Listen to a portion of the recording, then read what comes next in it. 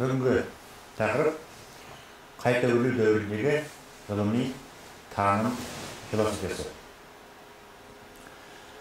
Қайта өрлеу дәуірі деп бұл неліктен аталады деген сауал туындайды. Бұны кейде ренессанс деп атайды. Яғни антика дәуіріндегі ғылым мен білімнің дамуы орта ғасырда саябырсып қалған болатын. Ал қайта өрлеу дәуірінде ғылым мен білім қайтадан жаңа сатыға өрлей бастады. Осыған байланысты бұны қайта өрлеу дәуірі деп атаған болатын. Бұны мынадай негізде тақырыптарға бөлуге болады. Біріншісі, қайта өрлеу дәуіріндегі философияның даму бағыттары, ерекшеліктері қандай деген сияқты сауал. Екінші, қайта өрлеу дәуіріндегі әлемнің жаңаша картинасының құрылуы тұрғысынан келді. Үшінші, ренессанс кезеңіндегі утопиялық социализм идеялары. Бұны негізінен қайта өрлеу дәуірін кезеңдерге бөлу әрқилы. Көпшілік жағдайда 15, 16, 17 ғасырлар алынады. Бұнда кейде шөлдеді, ерте қайта өрлеу дәуірі, ортаңғы ренессанс кезеңі, және соңғы ренессанс кезеңі деп ататқан болатын. Бұл кезеңдегі философияның негізгі ерекшеліктері былайша ұғымдар мен түсініктер бойынша жинақтап көрсетуімізге болады. Мысалға, гуманизм мен антропоцентризм. Яғни, антика дәуірінде космоцентризм болса, ғарышты орталық түсінікке шығару болатын болса, орта ғасырда батыс Еуропада теоцентризм болатын болса, қайта өрлеу дәуірінде антропоцентризм келді. Яғни, адамға да басымдық берді. Философиялық ой мен ғылым адамға қарай бет бұрды. Адам да әлемдегі, дүниедегі маңызды буын деген сияқты көзқарастар қайтадан қозғала бастады. Гуманизм, яғни адам сүйгіштік қағидасы. Яғни адам да қоғамда, өмірде басты құндылық болып табылуы тиіс деген сияқты мағынада қолданылады. Және адамдарды құрметтеу керек, оларды бағалау керек, адамдардың арасында моральдық, адамгершілік қарым-қатынас орнауы тиіс деген сияқты қағидалар белең ала бастады. Қайта өрлеу дәуіріндегі келесі бір ерекшелік діннің пантеистік арнаға бет бұру. Яғни, бұл кезеңде теизм ығыстыра бастады да, пантеизм, яғни пан, бәрі, тео, құдай деген мағынаны білдіреді. Олардың түсінігі бойынша жалпы әлем, табиғат пен құдай екеуі бір құбылыс.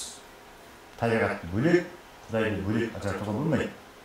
Табиғаттың өзі, әлемнің өзі, сол құдайдың көрінуінің бір тәсілі деген сияқты қағидаларды ұстанды. Ол дәуірлерде беделді ойшылдар, Узанский, Бруно секілді философтар осы пантеистік көзқарасты ұстанды. Мысалы, Николай Узанский өзінің ғалымның білімсіздігі деген еңбегінде құдайдың сипатын былайша көрсеткен болатын. Максимум дейді. Бұл ұлы шек дейді. Максимумға ешнәрсе сәйкес келмейді. Оған тек қана минимум сәйкес келеді.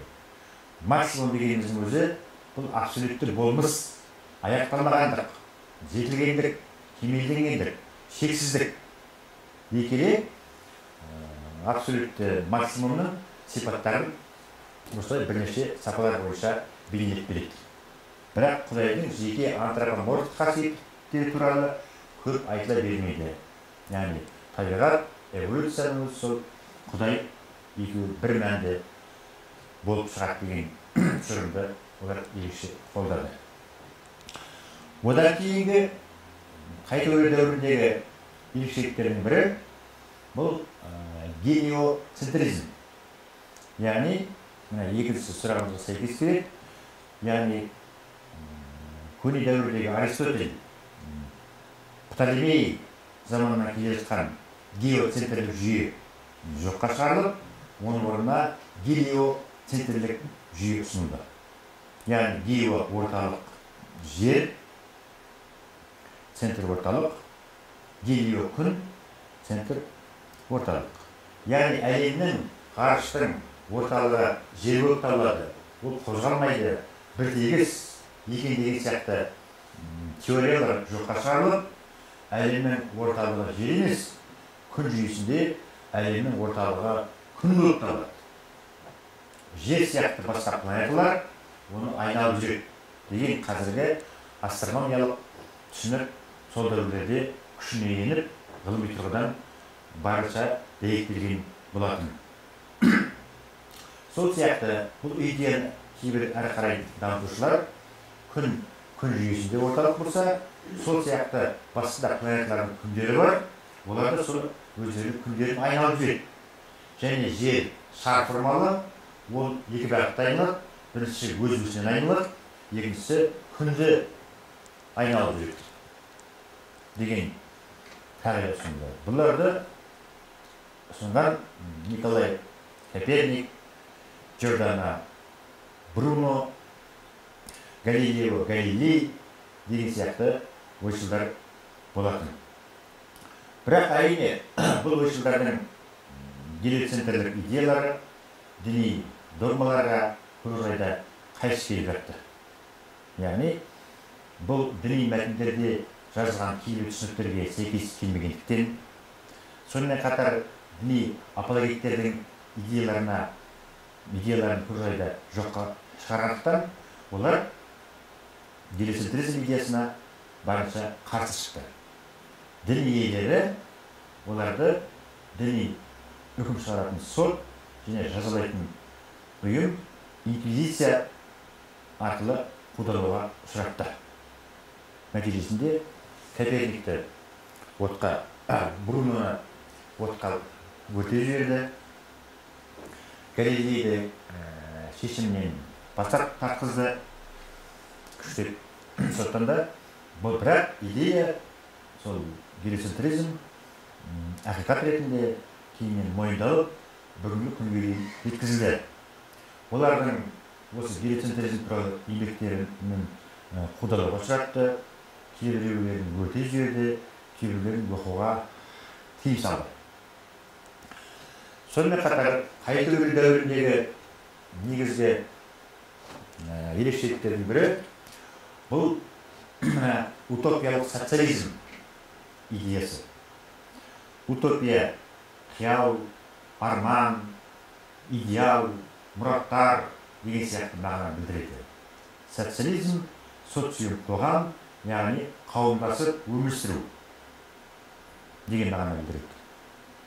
Бұның өкілдерін көресіздер Томас Мор мен Томазо Кампанелла. Бұлардың көзқарастары бойынша адамзатқа ізгілік алып келетін, жер бетіндегі адамдардың теңдігін қамтамасыз ететін, сонымен қатар адамдардың жер бетінде әділеттілік орнатуға ұмтылатын қоғамды бейнелеуін ерекше идеал мұраттар ретінде көрсетті.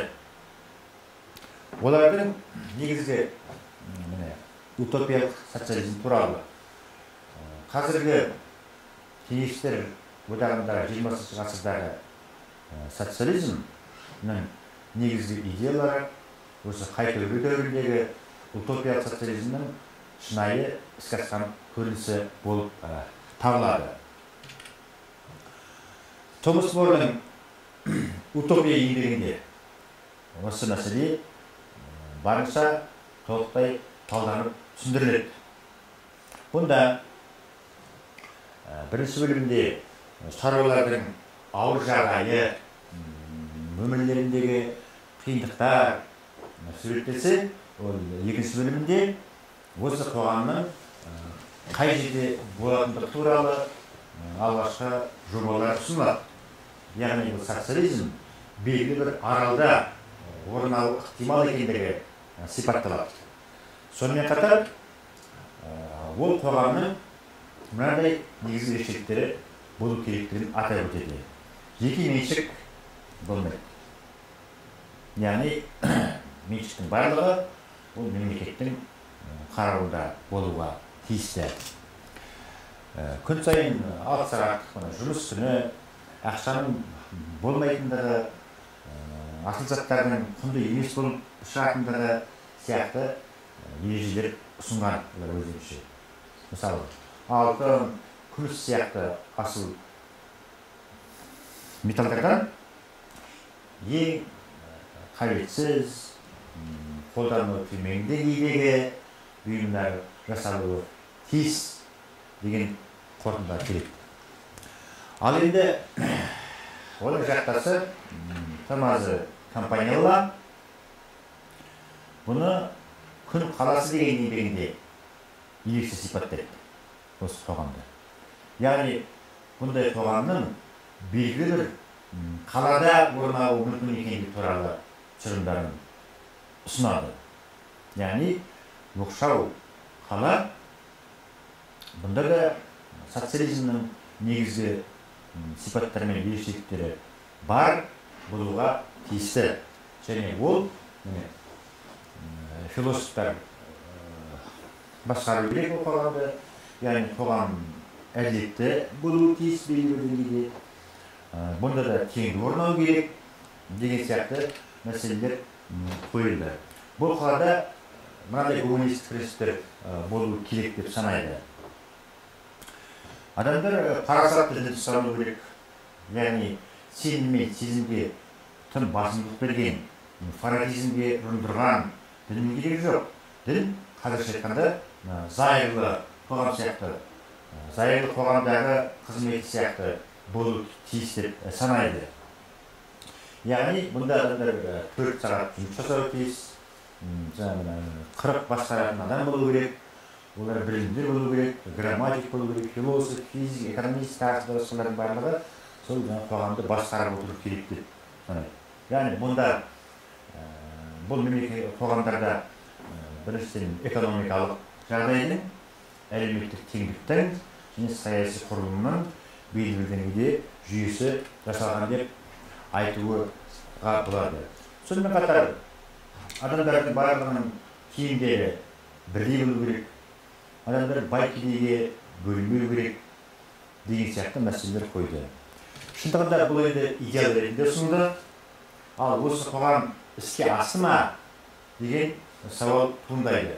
Бұл қоғамды тәжірибесінде іске асыруға ұмтылған белгілері болды.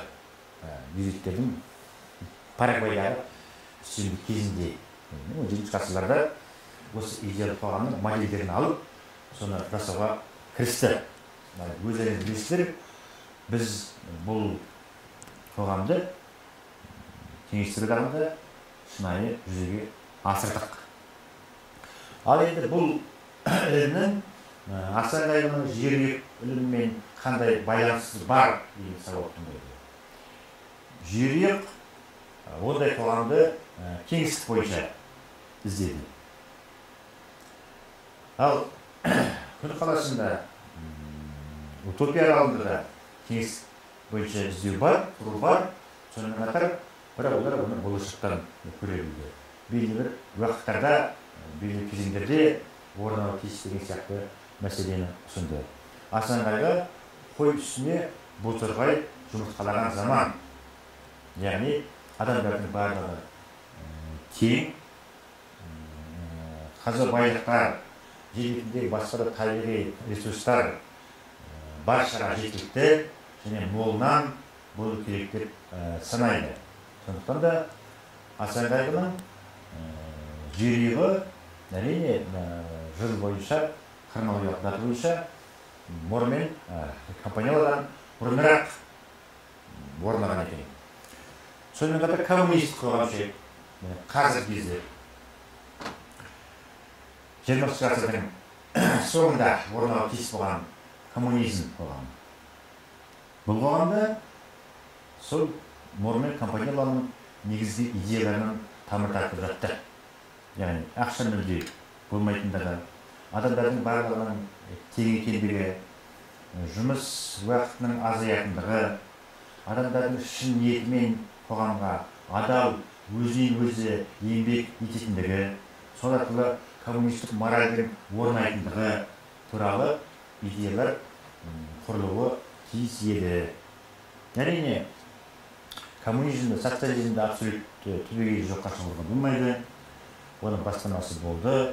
Мүмкін қазіргі кездің адамдары бұндай қоғамға әлі дайын емес шығар. Мүмкін бұндай қоғам орнауы мүмкін емес шығар. Мүмкін ол үшін біз базисті экономиканы, адамдардың қажеттіліктерін, дүниенің өмір сүрудің мәнін өзгертуіміз керек шығар дегенде ұсыныстар айтуға болады. Бұл идеяны қайталаған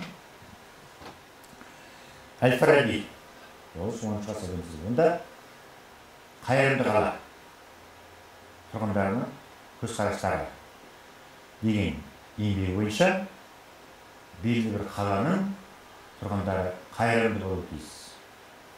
Сонда адамдар қайырымды болса, білімді болса, онда бақытты өмір сүреді деген ұстанымды ұсынған болатын. Бұл да әрине модель, нұсқа, үлгі, идеал ретінде сақталды. Әл-Фараби ол салыстырмалы түрде надан қала, білімсіз қала деп ажыратып көрсетті. Кейбір қалалар қайырымды, ақылды қалалар болуы тиіс деген ойды айтушылардың бірі осы Әл-Фараби еді. Бұл яғни қазақ дүниетанымымен байланыстылардың бірі болып саналады. Бұл кезеңде сонымен қатар кейбір ойшылдар антика дәуіріндегі мұраларға ерекше бет бұрды.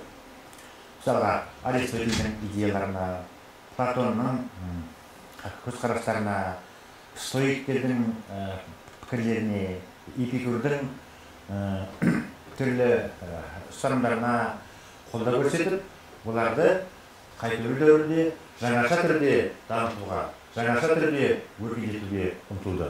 Осыған байланысты адам мәселесі қойылғаннан кейін неоплатоншылдық мектеп осы дәуірдегі бұл адам деген кім деген сауалға әртүрлі жауаптарды іздестірді. Массиви Фичино, Пикаделла Мирандола деген сияқты Флоренциядағы қайталау дәуіріндегі неоплатоншылдық бағыттар адамның болмысын анықтауға бет бұрды. Олар айтты, адам деді, періште мен хайуанның ортасындағы аралық буын. Яғни адам періште емес, хайуан да бола алмайды.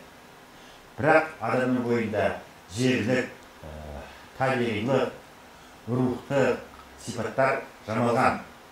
Оның жерлік, табиғилық сипаттары болмысы ол адамдардың биологиялық тәні, денесі қоректенетіндігі және оның биологиялық, физиологиялық тәнінде әлемдегі табиғаттағы элементтердің бар екендігі. Ал оның санасы, ойлауы, оны рухтық биік деңгейге көтереді. Сол арқылы олар Құдайдың болмысын тани алады деген сияқты мәселелерді жолға қойған еді.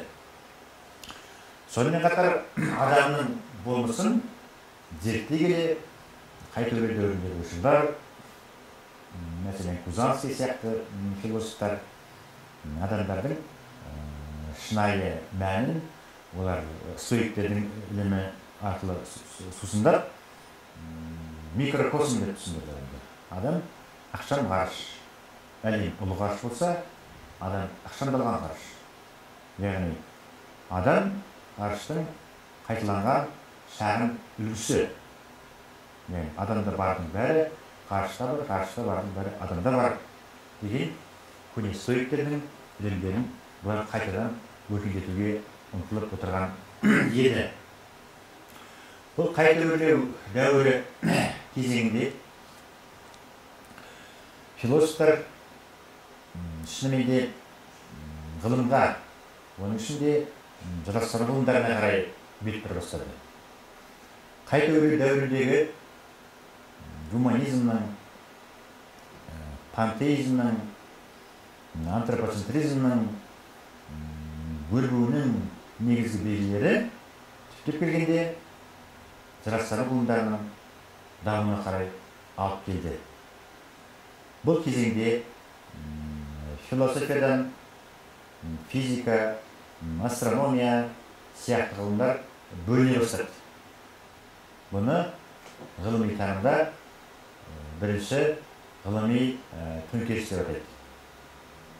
Макроқосмды зерттеу, гелиоцентризм, сонымен қатар геокеңістікті зерттеу, материктердің ашылуы, теңіздерге, мұхиттарға саяхат шегу деген сияқты құбылыстардың болуы, сонымен қатар микрокеңістіктің де зерттелуі, яғни өте ұсақ бөлшектерді зерттейтін арнайы құрылғылардың ашылуы бүкіл адамзаттың эволюциясын жаңа арнаға белгілі ғылыми техникалық төңкеріс дәуірге қарай бастады.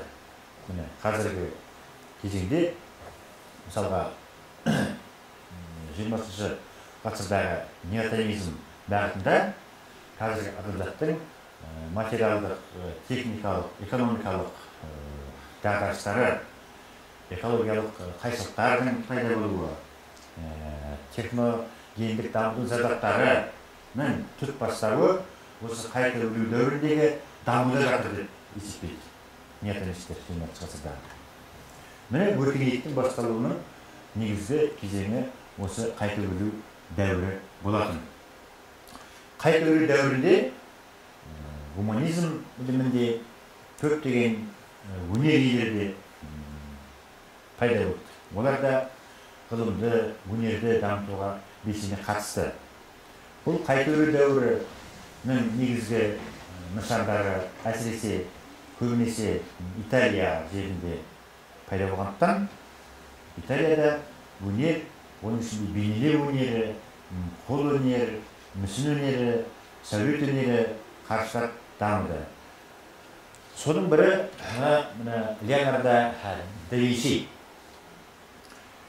Бұл кезеңде де белгілі бір деңгейде ойшылдарда кейбіреуінде энциклопедизм дамыды. Яғни адамның көптеген ғылым сырларын игеруі, сонымен қатар өнерді де білуі. Соның бірі Леонардо да Винчи деген әйгілі суретші, философ, табиғат зерттеушісі, өнертапқыш, талантты жан иесі болатын. Философиясы қандай Леонардо да Винчидің? Олар орта ғасырда схоластиканы сынады. Яғни схоластика бізге еш нәрсе білген жоқ. Құдайтаным ілім болып қалыптасты. Әрине олар құдайтаным ілімді немесе құдайды жоққа шығарған жоқ. Олар атеистер емес. Бірақ та схоластикалық бейнелеу, схоластикалық сарын бұл дейтін көне дәуірдегі софистика тәрізді. Яғни бұның барлығы ойша алдау, құр әурешілік, бос сөз, адамға нақты ешқандай нәтижелер бермейді, бізге пайдасы жоқ деген сияқты қағидаларды ұсынған болатын. Сонымен қатар ол оккультизм мен мистиканы барынша сынады. Яғни орта ғасырда діни сана үстелгеннен кейін белгілі бір деңгейде оккультизм мен мистикада онымен қатар қарыштап дамыған болатын.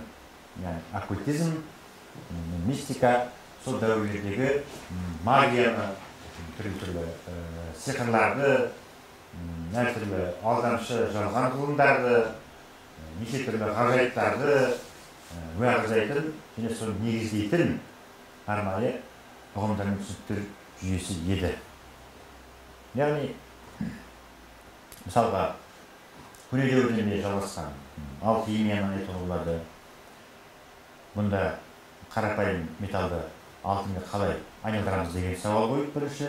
Екінші, адамның өмірін қалай ұзартамыз немесе мәңгіге етеміз деген мәселе қойылды. Осымен олар арнайы шұғылданып, белгілі жетістіктерге жетті деп айта алмаймыз, бірақ қазіргі химияның дамуына айтарлықтай ықпал етті. Әртүрлі элементтердің реакцияға түсіру арқылы алтынды алу жолын іздестіру сәтінде басқа да жетістіктерге жетуге мүмкіндіктер ашты. Немесе магиялар сол дәуірде көптеген құпия ілімдер пайда болған еді. Олар да ғылыми емес, бірақ ғылымға жуықтайды, діни емес, бірақ діни сипатты, діни сананы қолданады. Өздігінше көпшілікке жарияланбайтын жасырын құпия ілімдерді оқытуға, үйретуге тырысты. Сол арқылы өздерінде беделін көтерді. Сондай бірінші құпия ілімдерге бұл Леонардо да Винчиге қарсы шығып, шын мәнінде адамдар объективті ақиқатты тануға ұмтылуы тиіс. Сол арқылы нәтижелерге жету керек деп санайды. Міне философиялық тас бұл алхимиядағы адамның өмірін ұзартатын құпия, магиялық нәрсе екендігі. Соны орта ғасыр философтар да тынбай іздестірді. Леонардо да Винчи оларды сынап, оларды іздестірудің керегі жоқ. Бұны іздестірудегі негізгі бұл адамдардың қажеттілігі табиғат өзінің ішкі қажеттілігі бойынша жүріп отырады. Яғни адамға тосыннан бір өзгерістер әкелетін, адамның эволюциясына қайшы келетін процестер болмауы тиіс. Ол табиғаттың өзінің ішкі қажеттілігі бойынша жүріп отыру керек. Сондықтан да ол тасты іздемеу керек деп санайды. Ол ғылымды қандай үлес қосты деген сауал туындайды. Яғни Ибн Рушдтың қос ақиқат теориясына қарсы болып, негізгі ақиқат ол ғылым болу керек деген ұғымды дәйектеді. Орта ғасырдағы араб мұсылмандық ойшылы Ибн Рушд қос ақиқат теориясын негізген. Бұнда ақиқат біреу емес, ол екеу. Діни ақиқат және ғылыми ақиқат болуы тиіс. Және екеуі бір-біріне мүлде байланысты емес, бірақ бір-біріне бөгет жасамайтын, өз алдына екеуі жараспалы түрде қатар дамып отыру керек деген принципін ұсынған болатын. Ал Леонардо да Винчи бұған қарсы шықты. Бұл Леонардо да Винчи қайта өре дәуірінде өмір сүргенмен, жаңа замандағы ғылымның дамуына негіз салды. Яғни ғылымның өзі нақты тәжірибе болуы тиіс. Яғни теория ұсынылса, ол тәжірибе арқылы нақты өмірде дәлелделуі керек. Сол кезде міне ғылымға сүйеніп, адамдар да әрі қарай өзінің өрлеуін жалғастыра түседі дегенге келіп сүйенді. Ол механикаға айрықша көңіл бөлді. Себебі ол кезде физика саласы бөлініп, философиядан өзіндік дамуға қарай бет түзеп келе жатқан мезгіл еді. Сондықтан да бұл алғаш механикаға сүйенгеннен кейін шағын өнертапқыштық қасиеттермен танылды. Яғни шағында өлген бір механикалық құрылғыларды өз бетінше ойлап шығарып, адамзаттың прогресіне әрі қарай жол ашты деп айта аламыз. Қайта өрлеу дәуіріндегі негізгі табиғатты зерттеудегі, адам болмысын зерттеудегі, философияның дамуындағы мән бұл шынайы объективті ақиқатқа ұмтылу болатын болды. Яғни орта ғасырдағы христиандық теологияның ұзақ жылдар бойғы үстемдігін олар арғысы келді. Бұл адамзатты өркениетке алып бара бермейтін жол екендігін ұғындыруға тырысты. Сондықтан да қайта өрлеу дәуірі философия тарихында ғана емес, бүкіл ғылымның даму тарихындағы бастапқы өрістеген сілкіністі революциялық кезең деп айтуымызға болады.